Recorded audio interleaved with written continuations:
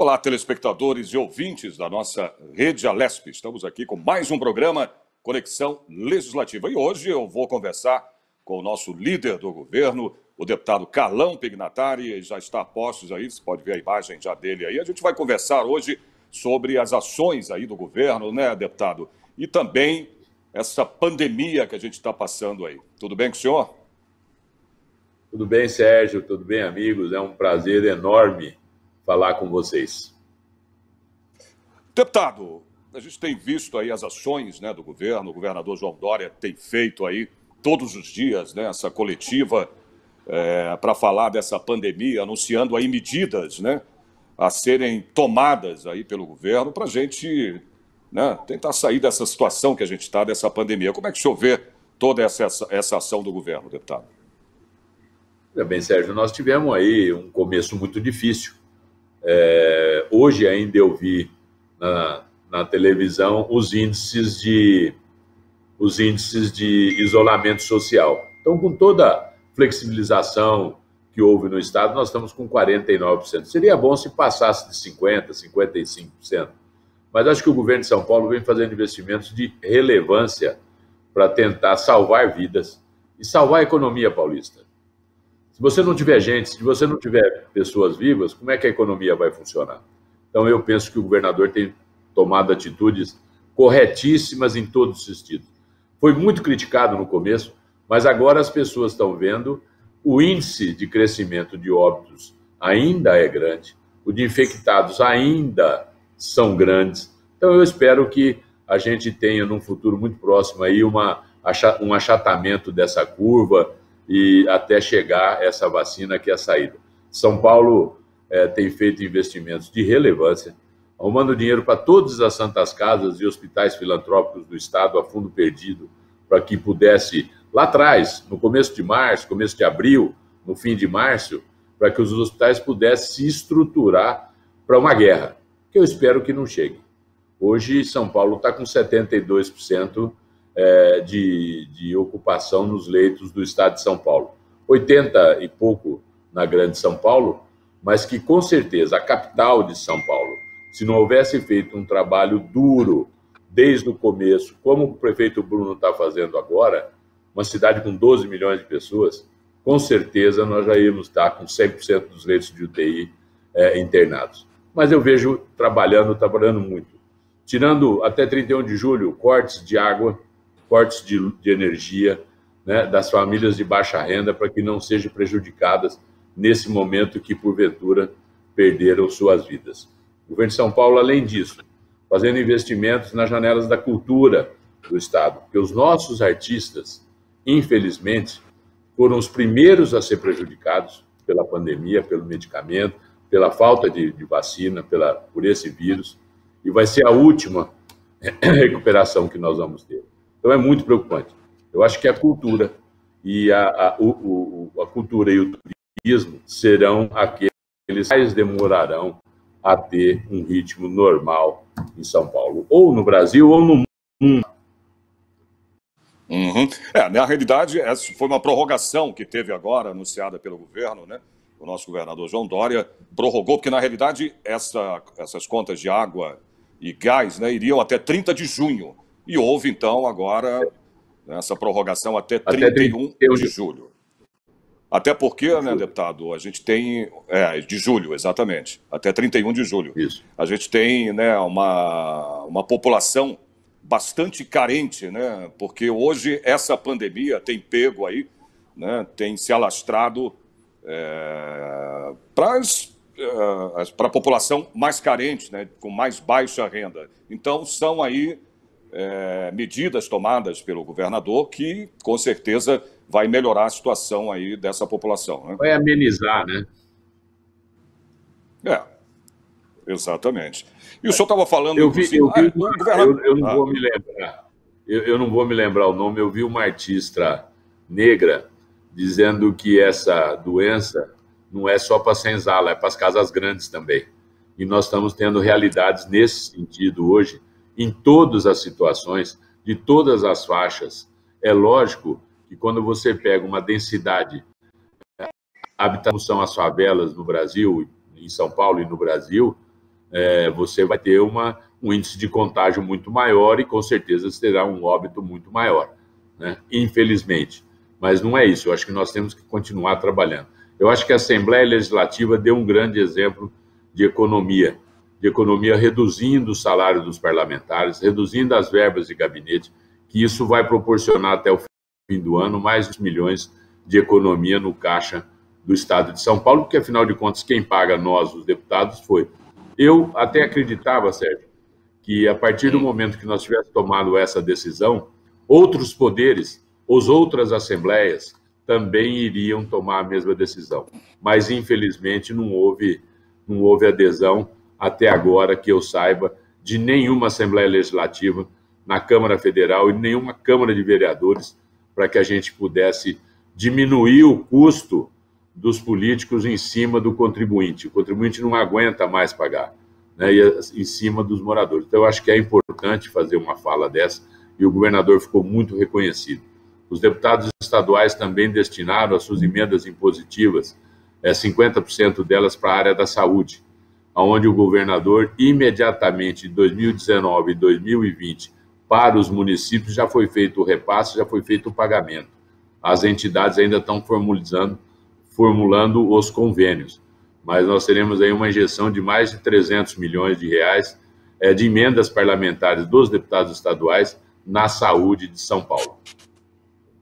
Então, não, sim, 320 milhões, né, deputado, o montante destinado aí para ajudar, para combater essa pandemia. Quer dizer, a Assembleia realmente está de parabéns, eu concordo com o senhor, né? E também teve a questão das medidas, né? Eu queria que o senhor falasse sobre isso também, deputado, que uma delas foi os automóveis, né, os veículos, a circulação de veículos aqui em São Paulo, que o governador determinou, né, que passassem a rodar os carros com placa par e ímpar. Eu queria que o senhor falasse sobre isso, né? Que acabou não dando foi o prefeito, tão certo assim. Foi o prefeito de São Paulo que fez essa... Eu acho que é uma... Primeiro, eu quero fazer uma colocação antes, que é um vírus novo, que apareceu há menos de um ano, que ninguém conhece exatamente como é que funciona, não só o contágio, como a transmissão desse vírus. Então, acho que todas as experiências que o prefeito Bruno tentou, nós não podemos ter medo de errar. Ele tentou fazer com que 50% dos veículos ficavam em casa. E não aconteceu uma melhora, não aconteceu uma melhora porque as pessoas podiam ir fora de transporte público. Aí acabou sobrecarregando o transporte público. Então, ele voltou atrás, que eu acho que quando você não conhece a fundo um problema como esse, que é novo no mundo, nós temos que tentar fazer algumas experiências. Não deu certo, mas eu espero que as outras... Esse lockdown que o prefeito determinou agora para fazer os protocolos é muito mais para que a gente possa preparar o transporte público para transportar, porque vai ter que ter horário. Um entra às 7, outro às 9, outro às 11, outro às 8, para que não dê aquelas aglomerações no transporte público da capital, que há 50 anos já está sobrecarregado. Infelizmente, nós não conseguimos fazer os investimentos necessários. Imagina você fazer uma linha de metrô em São Paulo, o grande problema que é você furar, fazer buraco, tem fio, tem isso, tem aquilo, é uma coisa assustadora. Não é como você fazer uma linha nova num local não habitado. Mas as pessoas têm que entender que esse isolamento social, essa não abertura dos shoppings, dos comércios feita até hoje, foi para que o Estado pudesse se preparar, a rede de saúde estadual, para minimizar o sofrimento das pessoas e diminuir o maior número de mortes possíveis. Esse é o objetivo. Você acha que um governador, um prefeito, qualquer um que seja, ou um deputado queira ficar com o comércio fechado, você perde a arrecadação, você há demissão, mas isso nada mais foi do que você ter um tempo de 60, 90 dias para organizar o serviço público para que não ocorresse aqui como aconteceu na Itália. Na Itália teve uma cidade, uma região, que de 110 mil pessoas, de moradores, morreu 11.500 pessoas, 10% da população. Então você imagina acontecer isso num estado como São Paulo, com 40 milhões de moradores, ao falecer ter óbitos de 4 milhões de pessoas, seria uma tragédia. Então nós tínhamos que preparar, segurar as pessoas, e o morador consciente do estado de São Paulo conseguiu entender que o isolamento social, o contágio, o vírus, a propagação do vírus por contágio é muito mais rápido se você tiver aglomeração de pessoas. Mas eu acho que São Paulo, não só na área da saúde, Sérgio, ele conseguiu colocar dinheiro, por exemplo, na Desenvolve São Paulo, aonde que é o Banco de Desenvolvimento, é o BNDES paulista, para que pudesse emprestar dinheiros para micro, no Banco do Povo, pequenas e médias empresas, para que pudessem fazer com que não precisasse haver uma demissão maior do que era necessário. Então, São Paulo colocou quase R$1 bilhão de recursos do Tesouro para fazer esse financiamento às pequenas e médias empresas. Eu acho que é uma medida que agora o planejamento econômico, com a abertura responsável do comércio, nós podemos fazer. O que é que nós vamos fazer daqui para frente?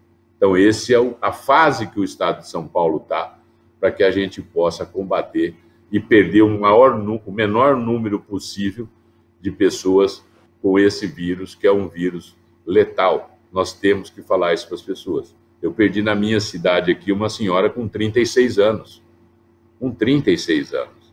Nós senhora não, né, deputado? Não é nem uma senhora. Para mim é uma menina. Para mim é uma menina de 36 anos. Né? O que é muito triste. Né?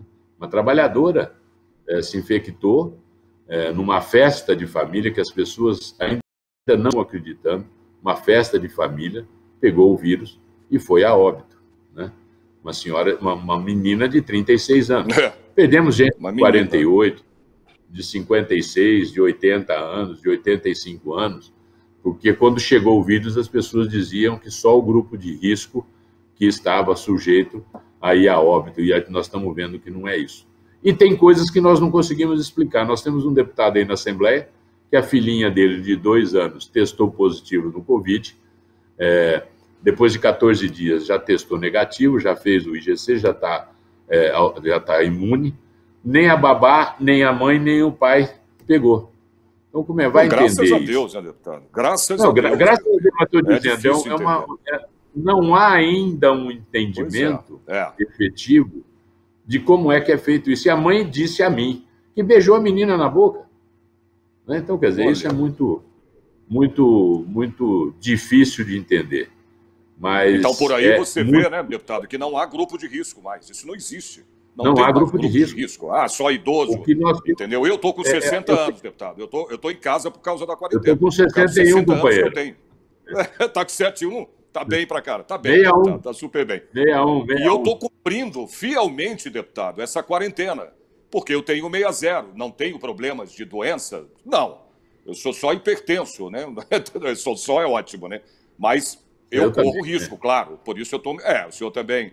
né, hipertenso, né? Então, a gente tem que se cuidar. Agora, as pessoas, como o senhor falou, às vezes eu vejo aí na televisão, deputado, a pessoa parece que só acredita quando acontece com ela na família dela, né? Aí o cara vai para a televisão, olha, gente, é o seguinte, eu queria falar que não pode brincar, não pode... Mas por quê? Porque morreu um parente dele. Parece que as pessoas só acreditam nesse momento. É um troço impressionante, né? É isso aí. É muito triste de você ver. Eu tenho uma filha médica que é radiologista. Então, ela faz os exames. Então, é muito triste de você ver as pessoas definhando nas UTIs. E hoje nós estamos com um problema muito maior. Nós temos um medicamento que é para fazer a sedação, para poder fazer a intubação, que está em falta no mundo. No mundo. No Brasil e no mundo ela está em falta. Esse medicamento para todas as pessoas que estão na UTI. Um paciente normal de UTI usa uma quantidade de dose. Um paciente COVID, ele usa 5 vezes mais do que o outro paciente. Então, houve aí uma corrida atrás desses medicamentos. Ontem, o Ministério da Saúde parece que fez uma compra internacional para poder, daqui 10, 15 dias, colocar esses medicamentos não só nos hospitais estaduais, mas em todos os hospitais filantrópicos do Brasil. E isso é muito importante, não só nos federais estaduais, mas também nos municipais e nos filantrópicos do Brasil. Mas acho que o governo de São Paulo está no caminho correto, né? Foi feito aí alguns parâmetros e esses parâmetros estão sendo cumpridos. O meu prefeito da minha cidade, aqui no Laranja, mas nós estamos hoje com 100% dos leitos de UTI ocupados. Nós estamos tentando transferir pacientes para São José do Rio Preto. Essa semana, ele deu a não abertura, mesmo estando no Laranja, nem 20% do comércio, nem 20% das pessoas. Ele deu um lockdown de 15 dias para poder tentar diminuir o contágio aqui. Se isso, o governo de São Paulo prontamente nos autorizou já a cidade de Votuporanga, ao hospital, a criar mais 8 UTIs, né, com respiradores, com tudo, e ele vai comprar esses leitos para poder ajudar o sistema de saúde aqui da nossa região. Bom, só para perguntar, deputado, para saber, o senhor falou na sua cidade, inclusive o senhor foi prefeito dela, né, que é Votuporanga. O senhor está em Votuporanga ou está aqui em São Paulo? O senhor está em Votuporanga ou está em São Paulo? Hoje, não, estou em Votuporanga. Eu fui a São Paulo, fiquei segunda e terça, então. Voltei, mas eu vou agora segunda e fico segunda e terça e volto novamente aqui para poder ficar mais perto aqui com a família. Nós estamos isolados aqui em casa, mas hoje as pessoas têm que trabalhar e meus filhos estão trabalhando, infelizmente, porque são atividades essenciais, mas dá muito medo do que pode acontecer com cada um de nós aqui. É verdade. Então, já que eu queria que o senhor falasse exatamente da época que o senhor foi prefeito, né, aí de Votuporanga, na sua gestão, o senhor praticamente levantou aí, né, a Santa Casa. Eu queria que o senhor falasse disso, como é que está a situação na Santa Casa hoje com essa pandemia, deputado? Não, ela está, veja bem, ela fez uma estruturação, nós criamos, hoje aqui nós temos uma UTI geral com 15 leitos, e temos criamos já já fazia um ano, nós estávamos construindo uma UTI cardiológica, que coincidentemente ficou pronta, que aqui nós fazemos cirurgia cardíaca, ficou pronta agora em fevereiro. Então, rapidamente nós transformamos elas em UTI Covid. Então, nós temos 15 leitos de enfermarias Covid, com entrada fora do hospital, com outra completamente isolada, e temos 10 leitos Covid, também exclusivos para essa terrível doença. Então, é um hospital que está muito bem estruturado, e graças a Deus, o senador Serra, o governo federal, o governo de São Paulo estão dando um apoio financeiro enorme a esses hospitais, como o nosso, tem trabalhado muito para salvar a vida das pessoas. Sem dúvida, né? O senhor tem mais ou menos ideia como é que está aí, deputado, no entorno, né? Está 100% dos leitos hoje. 100%? Nós estamos com 10 pessoas, 100%. Vou te dar até os números aqui. Nós estamos hoje tentando uma transferência para o leito Covid, pela Cross para São José do Rio Preto. Né? Mas... Então está com 100% de... 100%. Deixa eu pegar uma informação mais precisa aqui. Que agora vai sair agora às 5 horas, mas ontem... mas enfim... ontem nós tivemos aqui já Você vê, ontem nós estávamos com 10 pacientes na UTI, 8 usando respiradores, 4 confirmados em ala sem respirador e 2 teve uma alta hospitalar. E mais um suspeito no óbito.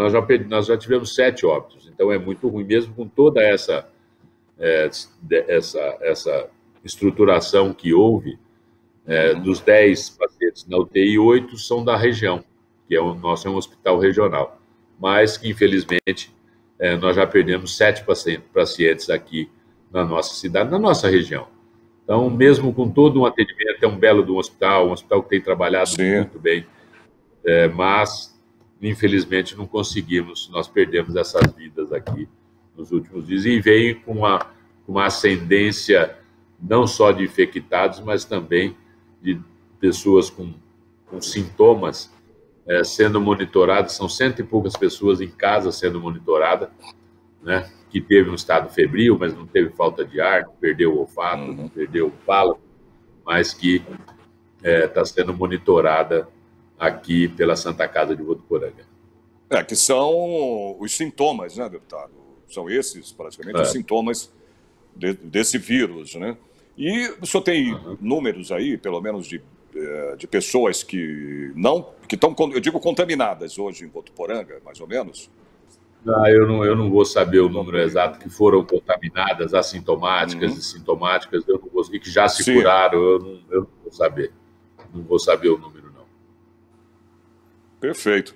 Agora, outra coisa que eu queria falar com o senhor, deputado, é no seu ramo também, né? O senhor, além de parlamentar, hoje que é líder do nosso governo, né? Líder do governo na Assembleia Legislativa, o senhor também, né, deve estar passando por uma situação complicada com essa pandemia, porque o senhor também é empresário, né, deputado? Como é que está sendo o impacto aí na economia, nesse caso? É muito grande. Nós temos vários ramos, né, de joalheria e relojoaria, zero de faturamento nos últimos 90 dias.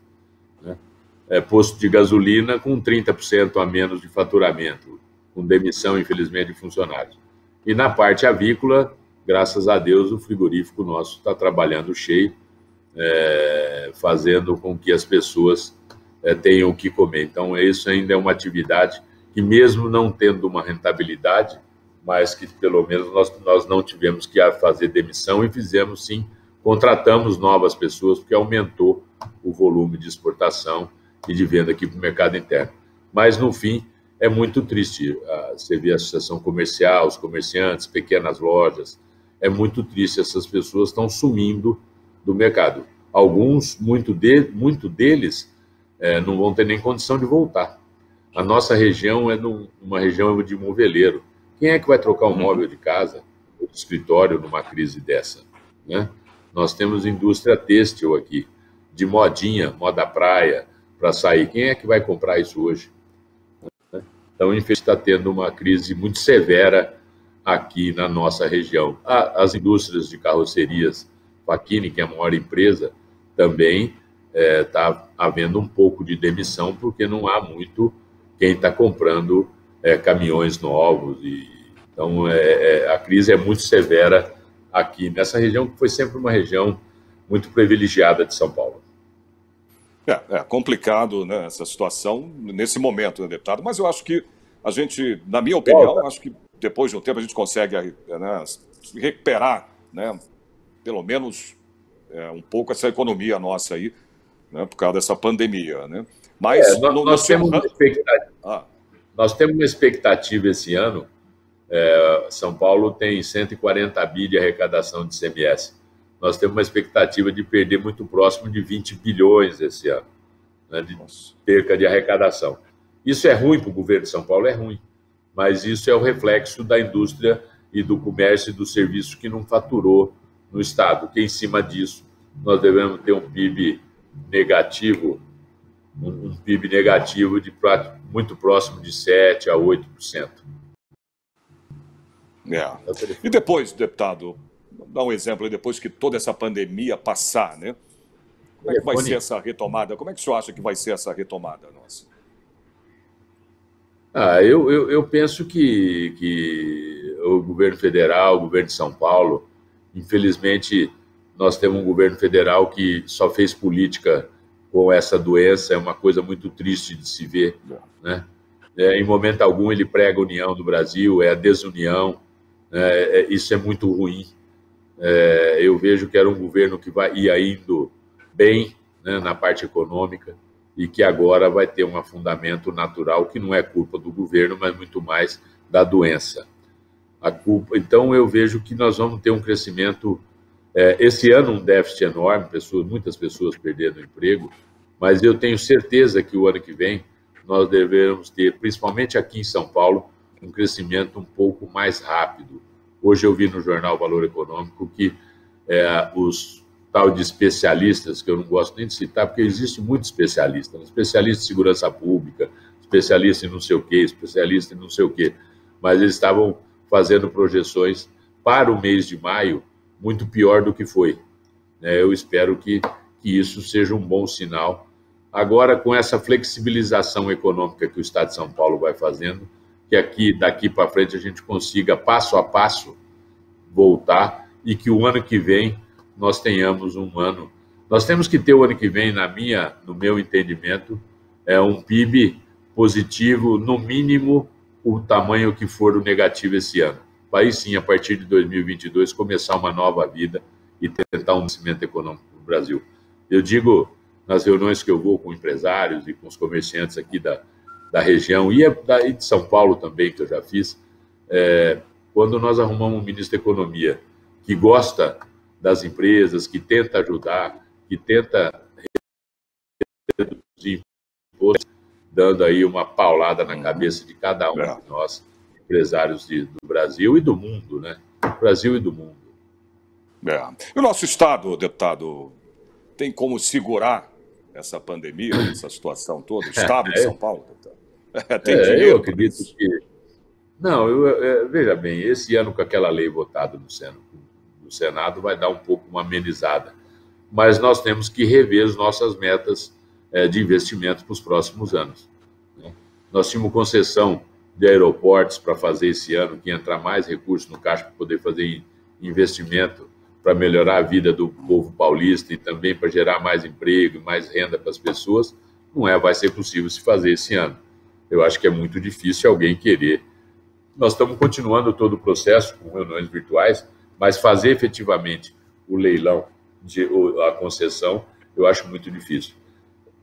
O governo de São Paulo fez um trabalho enorme no primeiro ano, reduzindo empresas públicas, tentando diminuir o déficit previdenciário, para poder nós acreditávamos que 2020, 2021 seria anos de fazer 10%, 12% da arrecadação de investimento, muito próximo de 20 bilhões por ano de investimento, com as economias que nós fizemos e com as concessões que nós pretendíamos fazer. Infelizmente, isso foi por água abaixo, mas se a gente não tivesse feito aquela lição de casa o ano passado, que muitas pessoas nos criticaram, né, de aumentar a alíquota do trabalhador, de fechar empresas, o Estado hoje estaria numa posição muito pior do que está. Então, eu tenho fé, eu tenho esperança, eu quero que São Paulo volte a crescer, que tenha um desenvolvimento econômico, que empregue o povo que está, porventura, perder o emprego nesses últimos dias. Complicado. Deputado, a gente está quase chegando aqui ao final do programa. Eu queria que o senhor desse ou mandasse um recado, né, para o povo paulista, né, nessa situação que a gente está vivendo, dessa pandemia, e fizesse aí as suas considerações. Sérgio, eu queria que a população continuasse acreditando no governo de São Paulo. Eu tenho muita fé, eu tenho muita esperança que nós vamos sair dessa muito melhor do que nós entramos.